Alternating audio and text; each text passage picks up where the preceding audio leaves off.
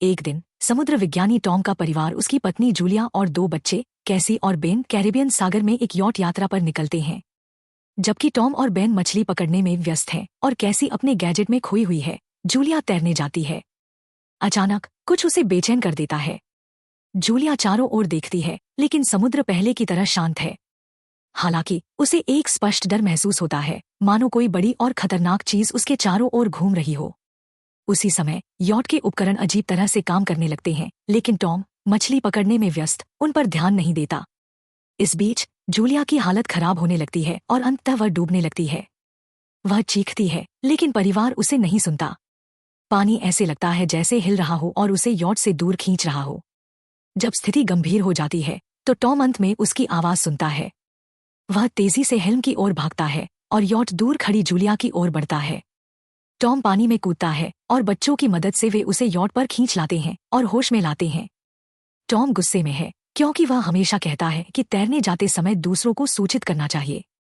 Julia माफी मांगती है और घटना जल्द ही भुला दी जाती है। इसके अलावा परिवार के पास जश्न मनाने का एक कारण है। आज उनके बेटे बेन का 13वां जन्मदिन है। टॉम केक पर मोमबत्तियां जलाता है और सभी बेन को बधाई देते हैं, जो उपहार प्राप्त करता है, जबकि कैसी खुशहाल परिवार की एक सामूहिक तस्वीर लेती है। उसी पल कैसी का बॉयफ्रेंड उसे फोन करता है। वह उससे तैरने के बारे में पूछता है, लेकिन अचानक पृष्ठभूमि में एक तेज और भयंकर तूफान शुरू हो जाता है। कैसी चिंतित हो जाती है, लेकिन उसका बॉयफ्रेंड उसे आश्वस्त करता है कि वह सुरक्षित है। कनेक्शन कट जाता है। कैसी अपने माता पिता को जमीन पर आए तूफान के बारे में बताती है, लेकिन तभी सभी को कुछ झटके महसूस होते हैं। वे डेक की ओर भागते हैं और यॉट के चारों ओर विशाल व्हेल के शवों को तैरते हुए देखते हैं। टॉम समझाता है कि कभी कभी तूफान के दौरान व्हेल भटक जाती हैं, लेकिन ये जानवर यॉट को धकेल रही हैं, उनकी सुरक्षा को खतरे में डाल रही हैं। टॉम पानी में कूदता है और जल्द ही घायल अवस्था में यॉट पर वापस आता है। जब वह समझने की कोशिश कर रहा होता है कि क्या हो रहा है, तो वह प्रोपेलर पर खुद को काट लेता है। जूलिया अपने पति के कंधे पर कटे हुए घाव को टाके लगाती है और वह समझाता है कि यॉट के शाफ्ट मुड़े हुए लगते हैं, संभवतः व्हेल की पूंछ के वार से। अब उनके लिए यॉट चलाना मुश्किल होगा। बाद में कैसी संचार स्थापित करने की कोशिश करती है, लेकिन कोई सिग्नल नहीं है। रेडियो भी कोई सिग्नल नहीं पकड़ रहा है। टॉम अपने संसाधनों का हिसाब लगाना शुरू करता है। उनके पास लगभग 4 दिनों के लिए पर्याप्त पानी है, इससे अधिक नहीं। लेकिन वे एक शिपिंग मार्ग पर थे, इसलिए कोई न कोई उन्हें ढूंढ ही लेगा। हालांकि बाहर से अशुभ आवाजें आती हैं और जब परिवार डेक पर निकलता है तो वे आकाश से गिरती हुई चमकती वस्तुओं को देखते हैं। वे करीब और करीब गिरती जाती हैं और टॉम जोखिम उठाते हुए इंजन शुरू करता है। वह अगले उल्कापिंड से यॉट को दूर ले जाने में सफल होता है, लेकिन इंजन अंततः खराब हो जाता है। अगली वस्तु इतनी करीब गिरती है कि परिवार देख सकता है कि वे पृथ्वी के कृत्रिम उपग्रह हैं। एक तेज हवा चलने लगती है और उपकरण बेतरतीब ढंग से काम करने लगते हैं। डरा हुआ परिवार यॉट के अंदर छिप जाता है, जो लहरों से टकरा रहा होता है।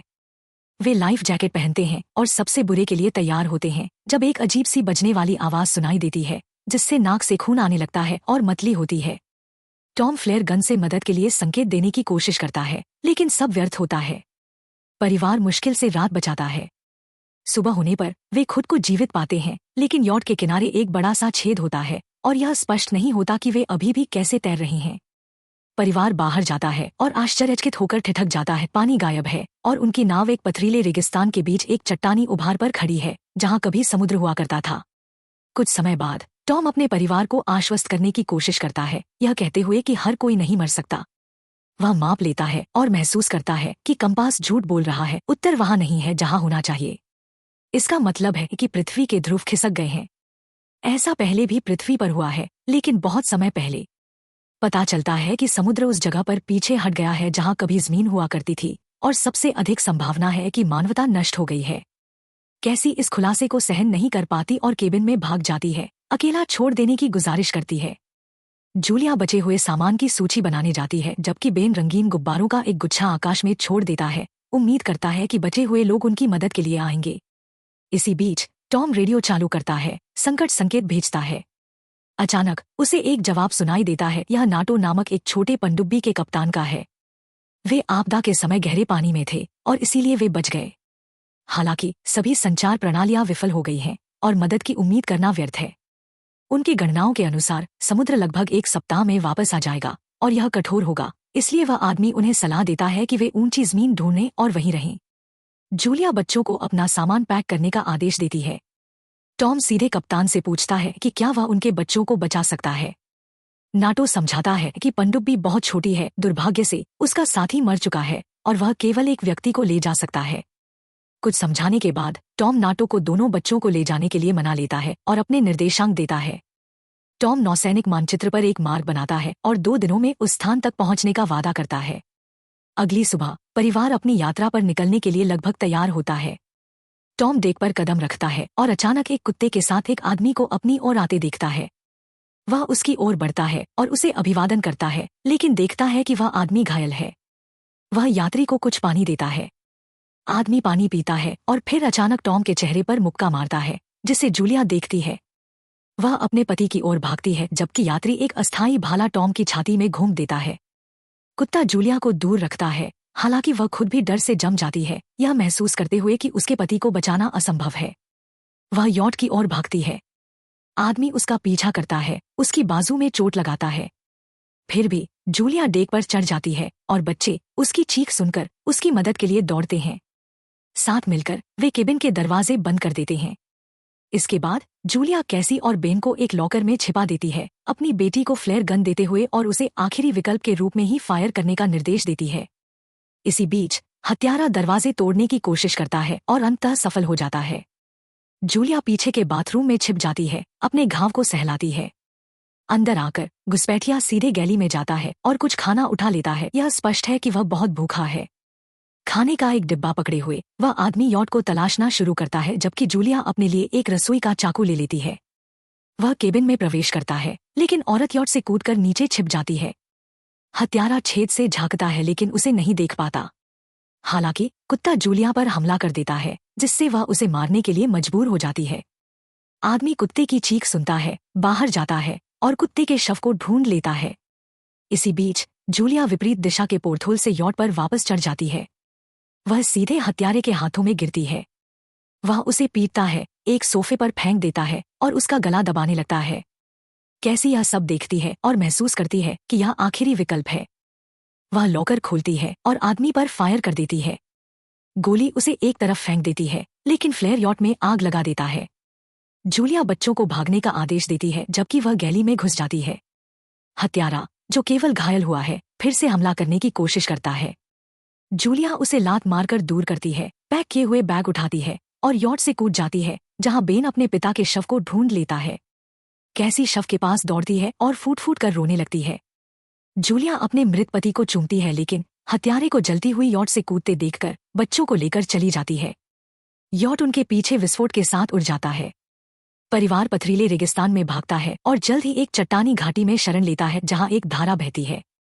हालांकि पानी नमकीन है और पीने लायक नहीं। कैसी अपने भाई के साथ थोड़ा सा पानी बांटती है, लेकिन वह पीने से मना कर देता है।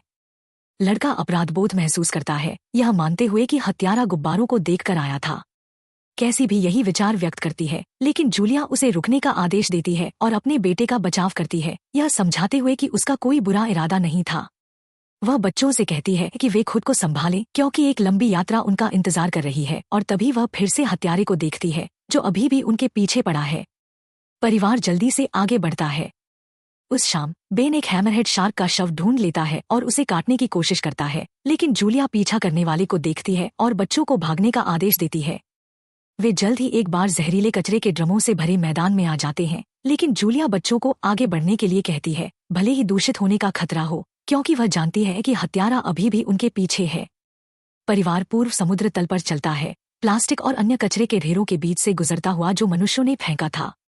जल्द ही जूलिया देखती है कि बेन गंभीर रूप से निर्जलित हो गया है और उसे पानी की आखिरी बूंदें दे देती है।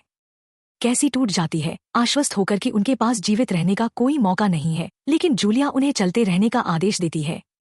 अंततः वे एक विमान का धड़ ढूंढ लेते हैं, जो बहुत पहले समुद्र में गिर गया था, और आराम करने के लिए अंदर घुस जाते हैं। जूलिया अपने परिवार की आखिरी तस्वीर देखती है और टॉम से अपनी पहली मुलाकात की कहानी सुनाती है, जो उसके अस्पताल में हुई थी, जहां टॉम को डाइविंग के बाद डिकम्प्रेशन सिकनेस के साथ लाया गया था। बच्चे रोते हैं, अपने पिता को याद करते हुए, और उन्हें अंतिम विदाई देते हैं। रात में कैसी को एक आवाज से जगा दिया जाता है और वह विमान के पास बैठने के लिए बाहर निकलती है। अंधेरे से हत्यारा उसकी ओर बढ़ता है, इस बात से अनजान की लड़की एक चारा का काम कर रही है। जब वह उसे पकड़ने वाला होता है, जूलिया उस पर घात लगाकर हमला करती है, चाकू से उसे घायल कर देती है। भोर होते ही परिवार अपनी यात्रा जारी रखने के लिए तैयार होता है, केवल यह पता लगाने के लिए कि हत्यारे के शव को कोई जानवर खा गया है। एक संकेत की रेगिस्तान में मनुष्यों से भी अधिक खतरनाक कुछ छिपा हुआ है। वे आगे बढ़ते हैं। जूलिया नक्शा देखती है जब अचानक बेन आगे भाग जाता है। उसकी माँ उसे रुकने के लिए चिल्लाती है, लेकिन लड़का एक नमकीन पोखर की ओर दौड़ता है और कुछ घूंट पी लेता है। जूलिया उसे खींचकर वापस लाती है, लेकिन लड़का बीमार हो जाता है। जल्द ही वे कुछ प्लास्टिक की कुर्सियां ढूंढ लेते हैं और धूप से बचने के लिए एक अस्थायी आश्रय बना लेते हैं, उसके अंदर आराम करते हुए। अचानक जूलिया को अजीब आवाजें सुनाई देती हैं। वह बाहर निकलती है और कुछ ऐसा देखती है जो उसे बच्चों को जगाने के लिए मजबूर कर देता है। नए खतरे को समझते हुए वे भागने लगते हैं।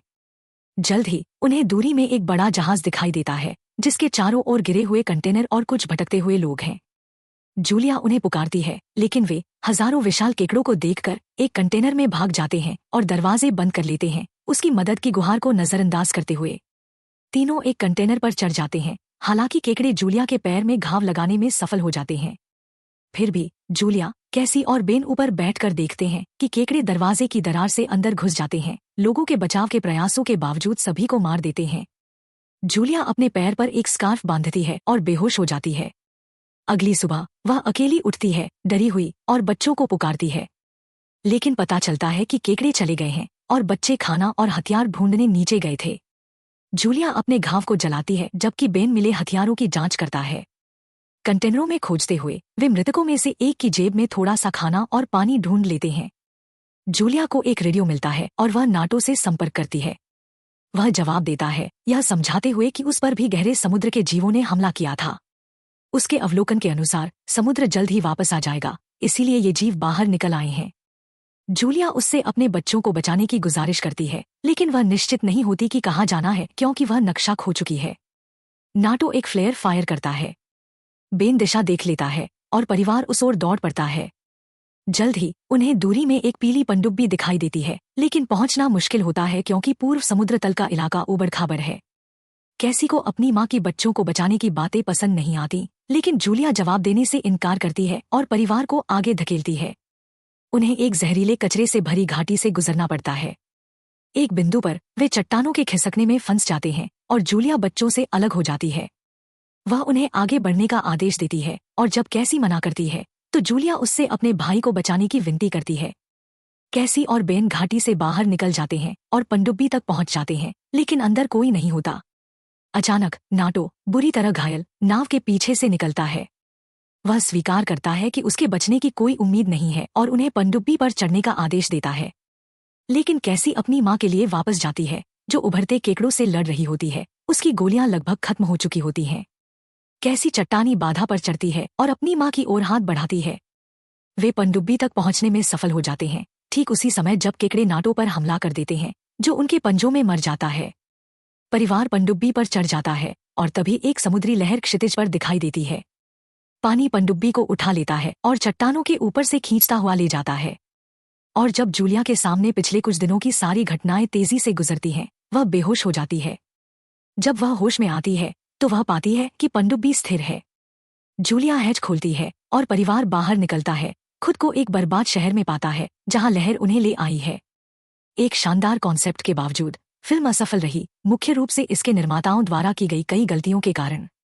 N 2025 the ocean disappears in a car but appears on the other side of the earth की कहानी दो मुख्य वैज्ञानिक काल्पनिक सिद्धांतों पर आधारित है। एक, पृथ्वी के ध्रुवों का अचानक विस्थापन, पोल शिफ्ट थ्योरी। विस्तृत व्याख्या। फिल्म में समुद्र का गायब होना और दूसरी तरफ प्रकट होना ध्रुवों के खिसकने, पोल शिफ्ट, की वजह से होता है। यह सिद्धांत मानता है कि पृथ्वी का चुंबकीय या भौगोलिक उत्तर दक्षिण ध्रुव अचानक बदल सकता है। वैज्ञानिक आधार। वास्तव में पृथ्वी के चुंबकीय ध्रुव समय समय पर खिसकते हैं। उदाहरण, उत्तरी चुंबकीय ध्रुव हर साल 55 किलोमीटर खिसक रहा है, लेकिन यह प्रक्रिया हजारों साल में होती है। फिल्म एक काल्पनिक परिदृश्य दिखाती है जहां यह खिसकाव कुछ घंटों में हो जाता है, जिससे महासागरों का पानी नए भूभाग जैसे अंटार्कटिका या नई बनी जमीन पर चला जाता है। प्रभाव। ज्वार भाटा, भूकंप और उपग्रहों का गिरना, जैसा फिल्म में दिखाया गया। पानी का अचानक विस्थापन, सुनामी जैसी तबाही। 2. गुरुत्वाकर्षण संतुलन का टूटना, ग्रेविटेशनल इम्बैलेंस। विस्तृत व्याख्या। फिल्म में समुद्र का दूसरी तरफ चले जाने का दूसरा कारण पृथ्वी के घूर्णन, रोटेशन या गुरुत्वाकर्षण में असंतुलन हो सकता है। वैज्ञानिक आधार। पृथ्वी का घूर्णन और गुरुत्वाकर्षण महासागरों को वर्तमान स्थिति में बनाए रखता है। अगर कोई बड़ी खगोलीय घटना, जैसे किसी विशाल उल्का का टकराव या अंडरवाटर ज्वालामुखी विस्फोट हो, तो यह संतुलन बिगड़ सकता है। हाइड्रोस्टैटिक समतोल टूटने से पानी नए निम्न गुरुत्वाकर्षण वाले क्षेत्रों की ओर बह सकता है। प्रभाव। जैसे ही पानी खिसकता है, समुद्र तटों पर बसे शहर सूख जाते हैं और नई जगहों पर बाढ़ आ जाती है। फिल्म में यही होता है। कैरेबियन सागर सूख जाता है, जबकि पानी कहीं और, शायद प्रशांत या अफ्रीका, में चला जाता है। वास्तविकता विरुद्ध कल्पना। वास्तविकता में ध्रुवों का खिसकाव इतनी तेजी से नहीं हो सकता, लेकिन साइफाई में यह एक डरावना परिदृश्य बन जाता है। फिल्म की theory the day after tomorrow 2004 जैसी है, जहां जलवायु परिवर्तन से अचानक हिमयुग आ जाता है। निष्कर्ष। यह फिल्म पृथ्वी की अप्रत्याशित प्राकृतिक शक्तियों और मानवता की असहायता को दिखाती है। अगर ऐसा वास्तव में हो, तो 90% मानव आबादी तुरंत नष्ट हो जाएगी।